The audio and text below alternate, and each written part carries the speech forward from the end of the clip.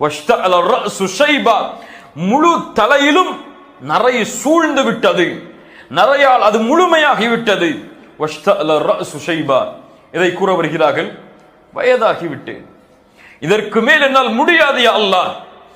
வலம் அகும் பிதுஆஇக ரப்பி ஷகியா, ஆனால் ஒன்றை நான் அறிவேன், என்னுடைய பிரார்த்தனையை நீ ஒருபோதும் நிராகரித்ததில்லை என்று. சுப்ஹானல்லாஹ். அல்லாஹ்விற்கும் ஜக்கரியா அலைஹிஸ்ஸலாமுக்கும் உள்ள தொடர்பை அல்லாஹ்விற்கு முன்னால் மீண்டும் ஜக்கரியா அலைஹிஸ்ஸலாம் கூறுகிறார்கள். யா அல்லாஹ், இதுவரை எந்த பிரார்த்தனை எல்லாம் உன்னிடத்திலே நான் முறையிட்டேனோ அதை எதையும் என் ரப்பாகிய நீ நிராகரிக்கவில்லை, அதை விட்டு என்னை நீ தூரமாக்கவில்லை, அதை ஏற்றுக்கொள்ளாமல் எனக்கு நீ இருந்ததில்லை. முன்னால் அல்லாஹ் ரப்புல் ஆலமீன் செய்த அருளை பிரார்த்தனையில் நினைவுபடுத்துகிறார்கள் ஜக்கரியா அலைஹிஸ்ஸலாம். வலம் அகும் பிதுஆஇக ரப்பி ஷகியா, உனக்கு செய்த எந்த பிரார்த்தனையும் யா அல்லாஹ் நீ எனக்கு தடுக்கவில்லை, ஏற்றுக்கொள்ளாமல் இருந்ததில்லை. 5வது வசனம், வ இன்னி ஹிஃப்துல் மவாலிய மின் வராஇ வ கானத் இம்ரஅதி ஆகிரா ஃபஹப் லி மின் லதுன்க வலியா. சுப்ஹானல்லாஹ்.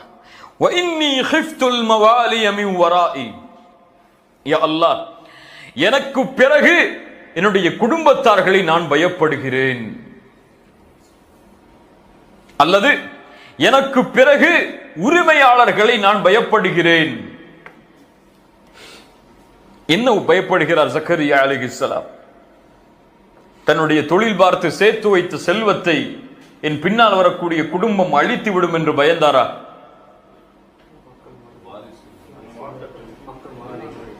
வாரிசுகள் என்னுடைய செல்வத்தை அபகரித்து விடுவார்கள் அல்லது போட்டி போடுவார்கள் என்று பயந்தாரா?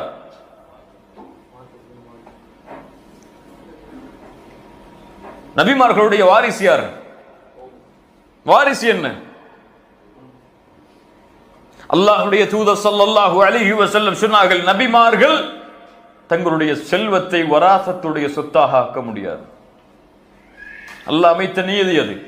நபிமார்களுடைய செல்வம் சதகா, அவர்கள் விட்டு செல்வது, அவர்களுடைய குடும்பத்தார்கள் யாரும் அதில் பங்கு போட முடியாது, அது அல்லாஹ்வுடைய பாதையில் கொடுக்கப்படுகிற சதகா. இப்ப ஜக்கரியா அலைஹிஸ்ஸலாம் எதை பயந்தார்கள்? நபிமார்களுடைய வாரிசு அவர்கள் விட்டு செல்வது நுபுவா. ஆனால் அல்லாஹ்வுடைய தூதர் விட்டு சென்றது நுபுவத்துடைய இல்ம்.